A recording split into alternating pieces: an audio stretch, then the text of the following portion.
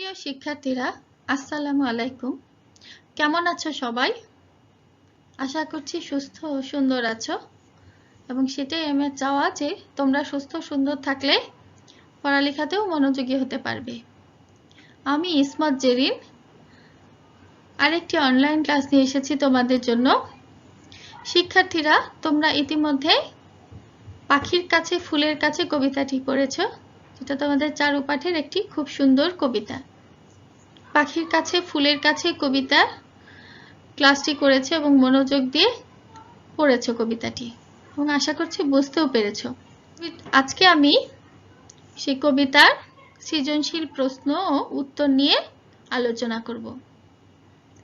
কবিতাটি কবি আল মাহমুদের প্রকৃতি প্রেমের একটি উজ্জ্বল উদাহরণ বা দৃষ্টান্ত। কবি যে প্রকৃতিকে খুব ভালোবাসতেন তারই প্রমাণ পাওয়া যায় সেই কবিতাটির প্রতিটা লাইনে, তাই না? কবিতাটির মূল ভাব ছিল এরকম যে পাখির কাছে ফুলের কাছে কবিতা কবি প্রকৃতির মনোরম আহ্বান শুনতে পান এবং সেই প্রকৃতির রূপ সৌন্দর্যের কাছে যেতে চান, তার সাথে মিশে যেতে চান, এবং জড় প্রকৃতি এবং জীব প্রকৃতির মধ্যে যে সম্পর্ক, কবি সেই সম্পর্কের সৌন্দর্য অনুভব করতে পারেন, আনন্দ এবং সৌন্দর্য অনুভব করতে পারেন। আর সেই কারণেই তিনি প্রকৃতির উপাদানগুলিকে তার কবিতার উপাদান হিসেবে গ্রহণ করেছেন। এরকম করে মূল ভাবটা যদি আমাদের শেখা থাকে আর কবিতার লাইনগুলো যদি আমরা বুঝতে পারি, তাহলে কিন্তু খুব সহজেই সৃজনশীল প্রশ্নের উত্তরও দেয়া যায়। তোমরা খুব সহজেই সৃজনশীল প্রশ্ন বুঝতে পারবে এবং তার উত্তরও দিতে পারবে। তাহলে আসো আজকের পাঠে চলে যাই। তোমাদের চারুপাঠ বইয়ে এই কবিতায় তোমাদের জন্য দুইটা সৃজনশীল প্রশ্ন দেয়া আছে, তার জন্য দুইটা অনুচ্ছেদ দেয়া আছে এবং তার সাথে প্রশ্ন দেয়া আছে। প্রথমে আমরা অনুচ্ছেদ নাম্বার 1 পড়ব এবং তার উত্তরগুলো আলোচনা করে বুঝিয়ে দিব। অনুচ্ছেদ 1-এ দেখো দুইটা কবিতার অংশ আছে, 4 লাইন 4 লাইন করে দুইটা কবিতার অংশ দেয়া আছে উদ্দীপক হিসেবে। প্রথমে আছে, পাহাড়টাকে হাত বুলিয়ে লাল দিঘির ওই পার এগিয়ে দেখি জোনাকিদের বসেছে দরবার, আমায় দেখে কলকলিয়ে দিঘির কালো জল বলল, এসো আমরা সবাই না ঘুমানোর দল। অর্থাৎ এখানে এই কবিতাটি কিন্তু পাখির কাছে ফুলের কাছে কবিতারই একটি অংশ উদ্দীপক হিসেবে দেয়া হয়েছে, এবং এখানে প্রকৃতির সব উপাদানগুলোকেই যে কবির কাছে জীবন্ত হয়ে ধরা দিয়েছে তা বোঝাই যাচ্ছে, কারণ দিঘির কালো জল কিন্তু কখনো কথা বলে না, কিন্তু কবি ঠিকই তাদের আহ্বান শুনতে পাচ্ছেন। দ্বিতীয় কবিতাংশে আছে, বাঁশবাগানের আধখানা চাঁদ থাকবে ঝুলে একা, ঝোপে ঝাড়ে বাতির মতো জোনাক যাবে দেখা। এখানেও দেখো বাঁশবাগান, তারপর চাঁদের ছবি, এবং ঝোপঝাড়ে যে জোনাকিরা ঘুরে বেড়াচ্ছে এবং বাতির মতো আলো জেলে ঘুরে বেড়াচ্ছে, তার একটি চিত্র কবি ফুটিয়ে তুলেছেন তার কবিতার মাধ্যমে। এখানেও কবি, দ্বিতীয় কবিতাংশের কবিও প্রকৃতির চিত্রই উপস্থাপন করেছেন এবং খুব সুন্দর করে ফুটিয়ে তুলেছেন, তাই না? এই দুইটা কবিতার সেই চিত্রগুলো তোমরা যদি কল্পনায় দেখো তাহলে বুঝতে পারবে যে প্রকৃতি আসলে কত সুন্দর। এবং এই দুইটা কবিতার দুইটা ছবি আমি তোমাদের জন্য দেখাচ্ছি।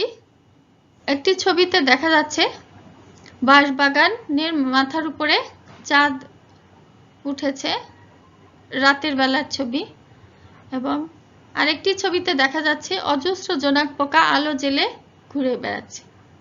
দেখো যে কি মোহনীয় চিত্র, কি অপূর্ব দৃশ্য। এই দৃশ্য দেখে আমরাই মুগ্ধ হয়ে যাই বা অভিভূত হয়ে যাই। আর কবি সাহিত্যিক মাত্রই তো আরো বেশি কল্পনাপ্রবণ এবং অনুভূতিপ্রবণ। তাই এরকম রাতে যখন চাঁদ এবং তার আলো, জোনাক পোকা এবং এই সমস্ত চিত্র দেখে, তো তা নিয়ে কবিতা লেখাটা খুবই স্বাভাবিক। সেই কবিরাও তাই আমরা দেখতে পাই যে দুজন কবি খুব সুন্দর করে এরকমই প্রকৃতির চিত্র, প্রকৃতির বর্ণনা তাদের কবিতার মধ্যে ফুটিয়ে তুলেছেন। তাহলে অনুচ্ছেদ দুটি তোমরা বুঝতে পারছো যে দুটাতেই প্রকৃতির বর্ণনার ছবি দেয়া আছে। তাহলে অনুচ্ছেদটির জন্য কি কি প্রশ্ন দেয়া আছে আসো দেখি। ক নম্বরে আছে, তোমার পঠিত পাখির কাছে ফুলের কাছে কবিতায় কোথায় আজ কাব্য হবে? ক নম্বর তোমরা জানো যে জ্ঞানমূলক। খ নম্বর আছে, কবি আল মাহমুদের দৃষ্টিতে প্রকৃতির সাথে মানুষের সম্পর্ক বর্ণনা করো। খ নম্বর হচ্ছে অনুধাবনমূলক। গ নম্বর প্রশ্ন প্রয়োগমূলক। কবিতাংশ দুটিতে পল্লী প্রকৃতির যে চিত্র ফুটে উঠেছে তা ব্যাখ্যা করো। ঘ নম্বর হচ্ছে উচ্চতর দক্ষতা প্রশ্ন। এখানে প্রশ্ন দেয়া আছে, কবিতাংশ দুটিতে কবিদ্বয়ের নিসর্গ প্রেম ফুটে উঠেছে, উক্তিটি বিশ্লেষণ করো। তাহলে এই হচ্ছে 4 রকমের 4টি প্রশ্ন অনুচ্ছেদের সাথে দেয়া আছে। যে প্রশ্নগুলোর উত্তর আমরা এভাবে লিখতে পারি। দেখো যে ক নং প্রশ্নের উত্তর তোমরা জানো যে জ্ঞানমূলক উত্তর লিখতে গেলে মূল পাঠ্য বইয়ে যে সমস্ত তথ্য তোমরা পড়েছো, শিখেছো, যে যেমন মূল কবিতা, তার শব্দার্থ, মূল ভাব, কবি পরিচিতি এখান থেকে আসে। এখানে ছিল যে পাখির কাছে ফুলের কাছে কবিতায় কোথায় কাব্য হবে। তাহলে আমরা উত্তর এভাবে লিখতে পারি, আমার পঠিত পাখির কাছে ফুলের কাছে কবিতায় রক্তজবার ঝোপের কাছে আজ কাব্য হবে। খ নং প্রশ্নে ছিল, কবি আল মাহমুদের দৃষ্টিতে প্রকৃতির সাথে মানুষের সম্পর্ক বর্ণনা করো। তাহলে কবিতাটি পড়েই তো আমরা বুঝতে পেরেছি, মূল ভাবটা পড়েই বুঝতে পেরেছি যে কবি প্রকৃতিকে মানুষের আত্মীয় হিসেবে দেখেছেন, সখা বা বন্ধু হিসেবে দেখেছেন, তাই তিনি প্রকৃতির সাথে মিশতে চাচ্ছেন। তাহলে এখানে জ্ঞানমূলকটা আমরা এভাবে লিখতে পারি, কবি আল মাহমুদের দৃষ্টিতে প্রকৃতি যেন মানুষের পরম আত্মীয় সখা। আর অনুধাবন বা ব্যাখ্যা এভাবে লিখেছি যে পাখির কাছে ফুলের কাছে কবিতায় কবির নিসর্গ প্রেম গভীর মমত্বের সঙ্গে ফুটে উঠেছে। কবি প্রকৃতির বিচিত্র সৌন্দর্যের কাছে যেতে চান, তাদের সঙ্গে মিশে যেতে চান। এর কারণ মানুষ প্রকৃতির পরম আশ্রয়ে বেড়ে ওঠে, প্রকৃতির সাথে তাই তার অবিচ্ছেদ্য বন্ধন। প্রকৃতির স্নিগ্ধ শ্যামল রূপ লাবণ্যে জড় প্রকৃতি আর জীব প্রকৃতির মধ্যে যে নিবিড় সম্পর্ক, কবি সেই সম্পর্ককেই গভীরভাবে ফুটিয়ে তুলেছেন। এভাবে আমরা ব্যাখ্যাটা লিখতে পারি, কারণ কবি প্রকৃতিকে ভালোবেসেছেন এবং তাকে আত্মীয় মনে করছেন বলেই তো প্রকৃতির সাথে মিশতে চাচ্ছেন এবং প্রকৃতিকে তার কবিতার অনুষঙ্গ বা উপাদান হিসেবে, বিষয় হিসেবে গ্রহণ করেছেন। তাই আমরা এভাবে ব্যাখ্যাটা লিখতে পারি। খ নম্বর প্রশ্নের উত্তর আশা করছি বুঝতে পেরেছ। গ নং প্রশ্ন তোমরা জানো প্রয়োগমূলক। এখানে নম্বর থাকে 3 এবং এই প্রশ্নের উত্তরও 3টি প্যারায় বা 3টি অংশে লিখতে হয়। প্রথম অংশে লিখতে হয় জ্ঞানমূলক বা প্রশ্নের যে মূল যে প্রশ্নটি থাকে তার উত্তরটি লিখে নেওয়াই হচ্ছে জ্ঞানমূলক অংশ। যেমন কবিতাংশ দুটোতে প্রশ্নে জানতে চাচ্ছে যে কবিতাংশ দুটোতে পল্লী প্রকৃতির চিত্র ফুটে উঠেছে।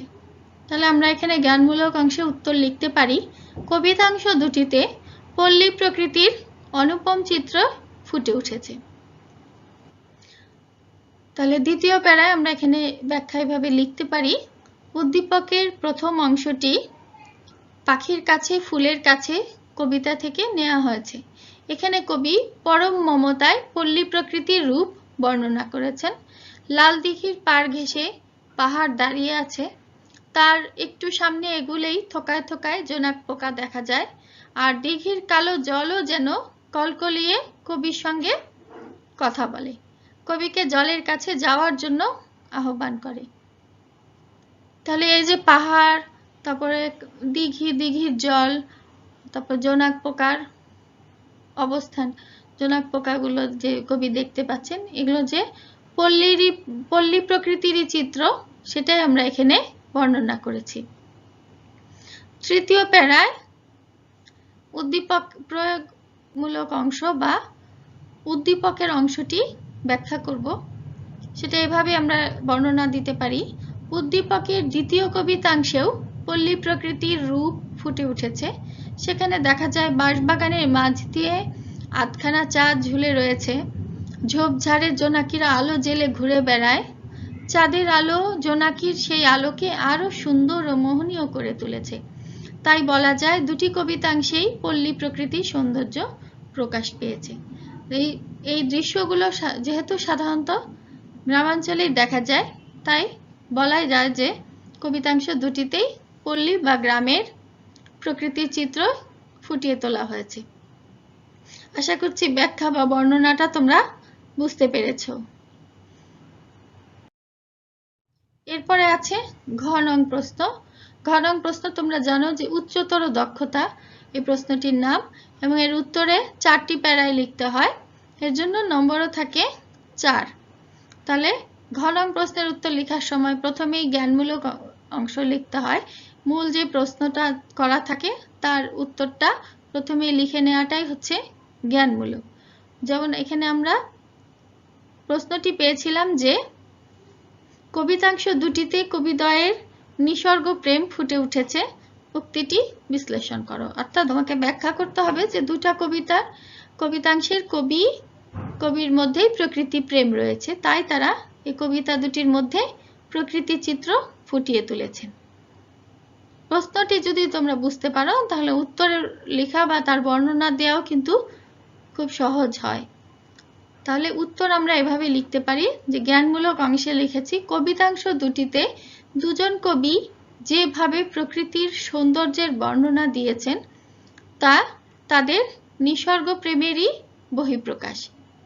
অর্থাৎ তারা যে তাদের মধ্যে প্রকৃতি প্রেম ছিল বলেই মূলত কবিতায় তারা প্রকৃতিকে উপাদান হিসেবে বা বিষয় হিসেবে গ্রহণ করেছেন এবং প্রকৃতির চিত্রই কবিতার মধ্যে ফুটিয়ে তুলেছেন। তাই আমরা জ্ঞানমূলকে বলতে পারি যে দুজন কবির মধ্যেই প্রকৃতি প্রেম রয়েছে বলেই তারা প্রকৃতি সৌন্দর্যের বর্ণনা দিয়েছেন, তাই তাদের কবিতাংশে কিন্তু নিসর্গ প্রেমেরই বহিঃপ্রকাশ পাওয়া যায়। উদ্দীপকের প্রথম কবিতাংশে কবি গভীর মমতার সাথে পল্লী প্রকৃতির রূপ বর্ণনা করেছেন। লাল দিঘির পাড়ের পাহাড়কে হাত বুলিয়ে আদর করে দেন কবি। এরপর জোনাক পোকার দরবার দেখতে পান, দিঘির জলের আহ্বান শুনতে পাওয়া। এই সমস্ত চিত্রই কিন্তু কবির প্রকৃতি প্রেমেরই বহিঃপ্রকাশ। তাহলে কবিতার অংশটুকু আমরা এভাবে দিতে পারি। উদ্দীপকের দ্বিতীয় কবিতাংশেও কবি আবেগময় ভাষায় প্রকৃতির বর্ণনা দিয়েছেন।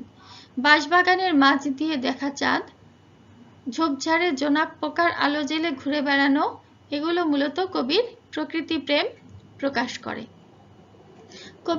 কবিদ্বয় দুজনই প্রকৃতিকে ভালোবাসেন বলেই এভাবে ফুটিয়ে তুলতে পেরেছেন। তাহলে এটা ছিল উদ্দীপকের অংশ বা তৃতীয় প্যারা। এরপরে আমরা চতুর্থ প্যারায় মতামত লিখব। অর্থাৎ তোমরা কবিতাটা পড়ে এবং উদ্দীপকটি পড়ে কতটুকু বুঝতে পেরেছ তার জন্য নিজস্ব একটি মতামত এখানে লিখতে হবে। কবিতা এবং উদ্দীপকের অংশ মিলিয়ে এখানে একটি সারমর্মের মতো লিখতে হয়, যা কিনা মতামত বা মন্তব্য হিসেবেও ধরা যায়। যেমন এখানে আমি লিখেছি কবিতাংশ দুটিতে কবিদ্বয়ের ইচ্ছা প্রকৃতির বিচিত্র সৌন্দর্যের কাছে পৌঁছানো। দুজনেই প্রকৃতির আহ্বান শুনতে পান। প্রকৃতি মানুষের পরম আত্মীয় সখা, তাই কবিদ্বয় প্রকৃতির সেই সম্পর্কের সৌন্দর্য ও আনন্দ অনুভব করতে পারেন বলেই গভীর মমতা ও ভালোবাসার সাথে প্রকৃতির চিত্র ফুটিয়ে তুলতে পেরেছেন। তাই বলা যায় উদ্দীপকের দুটি কবিতাংশেই কবিদ্বয়ের নিসর্গ প্রেম ফুটে উঠেছে। নিসর্গ মানে কিন্তু প্রকৃতি। তাহলে দুটি কবিতাংশ থেকে আমরা এই মন্তব্য এভাবে লিখতে পারি যে আসলে দুজন কবির মধ্যেই প্রকৃতির প্রতি গভীর মমতা এবং ভালোবাসা বোধ রয়েছে। ভালোবাসা না থাকলে তো তারা প্রকৃতিকে নিয়ে কবিতায় লিখতেন না, তাই না? তাই বলা যায় যে কবিতা কবিতাংশ দুটিতেই কবিদ্বয়ের নিসর্গ প্রেম প্রকাশ পেয়েছে। তাহলে এই ছিল 1 নং অনুচ্ছেদ বা 1 নং উদ্দীপকের 1 নম্বর সৃজনশীল প্রশ্নের উত্তরগুলো নিয়ে আলোচনা। আশা করছি তোমরা সবগুলো প্রশ্নের উত্তরই বুঝতে পেরেছো। এরপরে আছে 2 নং অনুচ্ছেদ বা উদ্দীপকটিতে আসো দেখি কি লেখা ছিল, কি দেয়া আছে।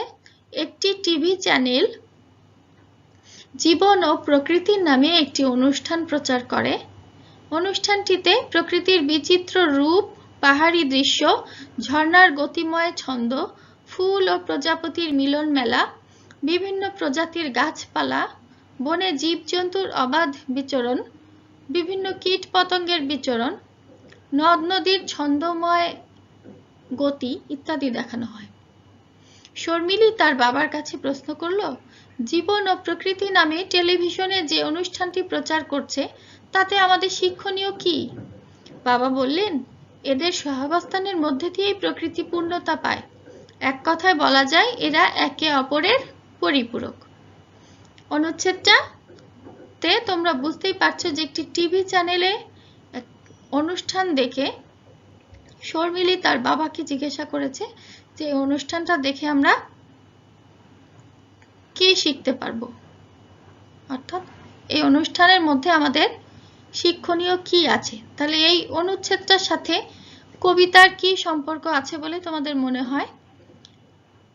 তোমরা একটু চিন্তা করে দেখো যে এই যে একটি টিভিতে যে একটি টিভি চ্যানেলে যে একটি অনুষ্ঠান দেখানো হচ্ছে, অনুষ্ঠানটাতে কিন্তু প্রকৃতির বিভিন্ন উপাদানের সচিত্র প্রতিবেদন দেখানো হচ্ছে। অর্থাৎ এখানে টিভিতে সচিত্র প্রতিবেদনের মাধ্যমে প্রকৃতির বিভিন্ন উপাদান দেখানো হচ্ছে।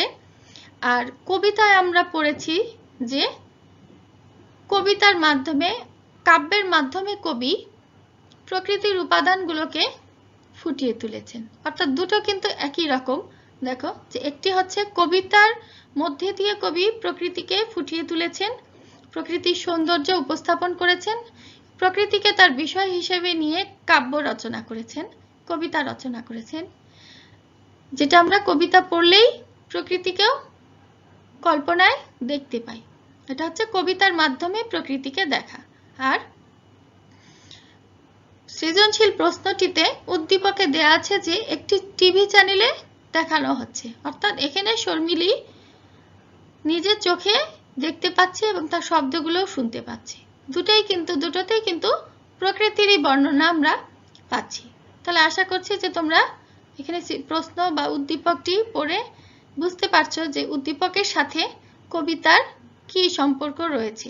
দুটোতেই যে প্রকৃতি আমাদের জীবনের অংশ এবং প্রকৃতি যে মানুষের জীবনের সাথে পরিপূরক, প্রকৃতি ছাড়া যে মানুষ চলতে পারবে না, দুটোরই কিন্তু মূল উদ্দেশ্য একই। এই কবিতা পাঠেরও উদ্দেশ্য ছিল প্রকৃতির প্রতি ভালোবাসা জাগানো, নিসর্গ প্রেম জাগানো এবং এই সৃজনশীল প্রশ্নটির মাধ্যমে তুলে ধরা হয়েছে যে টিভি চ্যানেলের মাধ্যমে প্রকৃতিকে উপস্থাপন করে বোঝানো হচ্ছে যে আসলে প্রকৃতি আমাদের জীবনে কতটুকু গুরুত্বপূর্ণ। আশা করছি তোমরা অনুচ্ছেদটি বুঝতে পেরেছো। তাহলে আসো দেখি এই অনুচ্ছেদের জন্য কি কি প্রশ্ন দেয়া আছে। কবি আল মাহমুদ কত সালে জন্মগ্রহণ করেন? এটা ক বা জ্ঞানমূলক অংশে, জ্ঞানমূলক প্রশ্নে দেওয়া হয়েছে।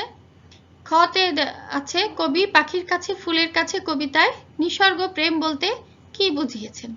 এটা অনুধাবন প্রশ্ন। গতে আছে উদ্দীপকে বর্ণিত অনুষ্ঠানটি কোন অর্থে তোমার পঠিত পাখির কাছে ফুলের কাছে কবিতার প্রতিচ্ছবি, ব্যাখ্যা করো। ঘতে আছে শর্মিলীর বাবার সর্বশেষ উক্তিটির যথার্থতা পাখির কাছে ফুলের কাছে কবিতার আলোকে বিশ্লেষণ করো। তাহলে ঘ হচ্ছে উচ্চতর দক্ষতা প্রশ্ন। তাহলে এই 4টি প্রশ্ন 2 নম্বর সৃজনশীল উদ্দীপকের জন্য দেয়া আছে। আসো দেখি এটার উত্তর আমরা। কতে জ্ঞানমূলক প্রশ্নের উত্তরে লিখেছি কবি আল মাহমুদ 1936 সালে জন্মগ্রহণ করেন। আরেকটি বিষয় শিক্ষার্থীরা তোমরা লক্ষ্য করবে যে তোমরা যখন কপিতে উত্তর লিখবে তখন এভাবে উত্তর লিখবে যে ক নং প্রশ্নের উত্তর দিয়ে নিচে উত্তরটি লিখবে, তারপর খ নং প্রশ্নের উত্তর দিয়ে নিচে উত্তরটি লিখবে। এভাবে দিলে উত্তরগুলো দেখতেও কিন্তু সুন্দর দেখা যাবে এবং বোঝা যাবে। তাহলে ক নং প্রশ্নের উত্তরটা বুঝতে পেরেছো, এটা কবি পরিচিতিতে আছে যে কবি আল মাহমুদ 1936 সালে জন্মগ্রহণ করেন। খ নং প্রশ্ন অনুধাবন প্রশ্ন, এটার উত্তর আমরা এভাবে লিখতে পারি যে কবি পাখির কাছে ফুলের কাছে কবিতায় নিসর্গ প্রেম বলতে কি বুঝিয়েছেন? কবি পাখির কাছে ফুলের কাছে কবিতায় নিসর্গ প্রেম বলতে বুঝিয়েছেন প্রকৃতির প্রতি তার মমত্ব অর্থাৎ প্রেমের কথা।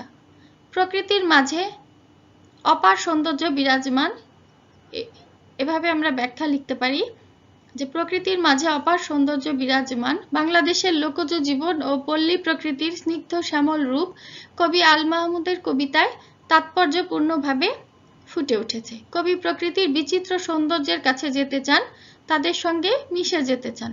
পাখির কাছে ফুলের কাছে কবিতায় কবির এই নিসর্গ প্রেমের প্রগাঢ় পরিচয় পাওয়া যায়। আশা করছি ব্যাখ্যাটা বুঝতে পেরেছো। মূল ভাবটা মনোযোগ দিয়ে পড়লে কিন্তু তোমরা অনুচ্ছেদ 2-এ প্রকৃতির অনেকগুলো উপাদানের কথা বলা হয়েছে, তার মধ্যে 2টা উপাদানের ছবি আমি তোমাদেরকে দেখাচ্ছি। সেটা হচ্ছে একটি ছবিতে দেখো অনেকগুলো ফুলের মধ্যে অনেক প্রজাপতি উড়ে বেড়াচ্ছে, কি চমৎকার দৃশ্য। আর পাহাড়ের গা বেয়ে যখন ঝর্ণা নামে তা দেখতে কি অপরূপ সুন্দর লাগে, তাই না শিক্ষার্থীরা?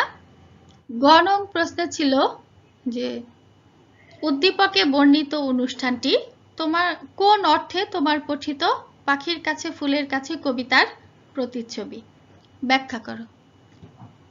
অর্থাৎ কোন দিক দিয়ে উদ্দীপকটির সাথে কবিতাটির মিল রয়েছে বা সাদৃশ্য রয়েছে সেটা তোমাকে বর্ণনা করতে হবে। তাহলে আমি অনুচ্ছেদটি পড়ার সময় ব্যাখ্যা করে দিয়েছি যে কোন অর্থে দুটার মধ্যে অনুষ্ঠানের সাথে কবিতার সাদৃশ্য রয়েছে। তাহলে উত্তরটি আমরা এভাবে লিখতে পারি। গ নং প্রশ্নের উত্তর লেখার নিয়ম তোমরা জানো। জ্ঞানমূলক অংশে লিখেছি জীবন ও প্রকৃতির বিচিত্র ছবি চিত্রায়িত করার মধ্য দিয়ে উদ্দীপকে বর্ণিত অনুষ্ঠানটি পাখির কাছে ফুলের কাছে কবিতার প্রতিচ্ছবি হয়ে উঠেছে। 2 নম্বর প্যারায় বা দ্বিতীয় প্যারায় আমরা কবিতার ব্যাখ্যা দিব। কবিতার বর্ণনা তোমরা দিতে পারো এভাবে। পাখির কাছে ফুলের কাছে কবিতায় নারিকেল গাছের মাথায় চাঁদের সৌন্দর্য, লাল দিঘির পাড় ঘেঁষে দাঁড়ানো পাহাড়, সামনেই জোনাকিদের আলো জ্বালিয়ে দরবার বসা, দিঘির কালো জলের কথায় হেসে ওঠা ফুল পাখি সব মিলিয়ে যেন প্রকৃতির বিচিত্র রূপ প্রকাশিত। অর্থাৎ প্রকৃতির যে সমস্ত উপাদানগুলো তোমরা এখানে পেয়েছো তার একটি সংক্ষিপ্ত বর্ণনা লিখে দিতে হবে। তৃতীয় প্যারায় উদ্দীপকের অংশ এভাবে দেওয়া যায় বর্ণনা। উদ্দীপকে একটি টিভি চ্যানেলে প্রচারিত জীবন ও প্রকৃতি নামের অনুষ্ঠানটিতে প্রকৃতির বিচিত্র রূপ, পাহাড়ি দৃশ্য, ঝর্ণার গতিময় ছন্দ, ফুল ও প্রজাপতির মিলন মেলা, বিভিন্ন প্রজাতির গাছপালা, জীবজন্তুর বনে অবাধ বিচরণ, নদ নদীর ছন্দময় গতি ইত্যাদি দেখানো হয়। তাই বলা যায় প্রকৃতির সব উপাদানের সমন্বয়ের দিক থেকে উদ্দীপকটি পাখির কাছে ফুলের কাছে কবিতার সঙ্গে সাদৃশ্যপূর্ণ। আশা করছি ব্যাখ্যাটা বুঝতে পেরেছ এবং তোমরা এভাবে সহজ ভাষায় সুন্দর করে বর্ণনা করে লিখতে পারবে। ঘ নং প্রশ্নে ছিল শর্মিলীর বাবার সর্বশেষ উক্তিটির যথার্থতা পাখির কাছে ফুলের কাছে কবিতার আলোকে বিশ্লেষণ করো। অর্থাৎ ওই যে শর্মিলী প্রশ্ন করেছিল যে অনুষ্ঠানটি দেখে আমরা কি শিখতে পারি, তার বাবা তার উত্তরে বলেছিল যে এদের সহাবস্থানের মধ্যে দিয়ে প্রকৃতি পূর্ণতা পায়। অর্থাৎ প্রকৃতির সমস্ত যে উপাদান আছে তার আর মানুষের একসাথে অবস্থানের কারণেই প্রকৃতি পূর্ণতা পায়। এক কথায় বলা যায় এরা একে অপরের পরিপূরক। এই উক্তিটির সার্থকতা বা যথার্থতা লিখতে গেলে আমরা ঘ নং প্রশ্নের উত্তর এভাবে দিতে পারি। জ্ঞানমূলক অংশে লিখেছি কবি আল মাহমুদের পাখির কাছে ফুলের কাছে কবিতায় প্রকৃতি ও মানুষকে একে অপরের সখা ও পরমাত্মীয় বলা হয়েছে, যা উদ্দীপকের শর্মিলীর বাবার উক্তিতেও প্রতীয়মান হয়। অর্থাৎ কবিও বলেছেন প্রকৃতিকে আত্মীয় আর শর্মিলীর বাবাও বলেছেন যে একজন আরেকজনের পরিপূরক। বিষয়টা কিন্তু একই রকম, তাই না? দ্বিতীয় প্যারায় কবিতার ব্যাখ্যা এভাবে দেয়া যায়: পাখির কাছে ফুলের কাছে কবিতার মধ্যে নিসর্গ প্রেমের সহজাত অবস্থান দেখানো হয়েছে। প্রকৃতির চির শোভা কবির হৃদয়কে করেছে আন্দোলিত। প্রাণের মাঝে কবি মানুষ ও প্রকৃতির কাছাকাছি অবস্থান দেখেছেন। তৃতীয় প্যারায় উদ্দীপকের ব্যাখ্যা এভাবে লেখা যায়: উদ্দীপকের শর্মিলীর বাবা বলেছেন, প্রকৃতি ও জীবন একে অপরের পরিপূরক। প্রকৃতি জীবনকে করে সৌন্দর্যমণ্ডিত ও গতিশীল। চারিদিক শোভায় পরিপূর্ণ করে প্রাণীকুলে আনে নব আনন্দ। সেখানে মানুষ যেন প্রকৃতিরই বিরাট এক অংশ, কাছের আত্মীয়, পরম সখা। চতুর্থ প্যারায় তোমরা মতামত লিখতে পারো এভাবে: প্রকৃতি সবসময় জীবনকে বৈচিত্র্যমণ্ডিত করে, আর এই বৈচিত্র্যময় প্রকৃতির ছোঁয়ায় জীবনের নতুন পথ চলা শুরু হয়। প্রকৃতি ছাড়া জীবন যেমন অচল, তেমনি জীবনই প্রকৃতিকে করে তোলে সৌন্দর্যময়। তাই বলা যায় জীবন ও প্রকৃতি সহাবস্থানের ফলেই এরা একে অপরের পরিপূরক। তাহলে মন্তব্যটা বুঝতে পেরেছ? আশা করছি আজকের দুইটা প্রশ্নের উত্তরই, দুইটা সৃজনশীল প্রশ্নের সবগুলো প্রশ্নের উত্তরই বুঝতে পেরেছ। তাহলে আজকের বাড়ির কাজ তোমরা লিখে নাও। প্রথমে বলছি, শ্রেণীর কাজ ছিল 33। শিখবে পাখির কাছে ফুলের কাছে কবিতার সৃজনশীল সব প্রশ্নের উত্তর। বাড়ির কাজও থাকবে তাই, পাখির কাছে ফুলের কাছে কবিতার সৃজনশীল প্রশ্নের উত্তরগুলি তোমরা শিখবে, অর্থাৎ চর্চা করবে, অনুশীলন করবে বাসায়। তাহলে তোমাদের অনেক বেশি দক্ষতা আসবে, সৃজনশীল প্রশ্ন তোমরা বুঝতেও পারবে এবং সহজে লিখতে পারবে। তাহলে আজকের ক্লাস এখানেই শেষ করছি। তোমাদের সবাইকে অনেক অনেক ধন্যবাদ।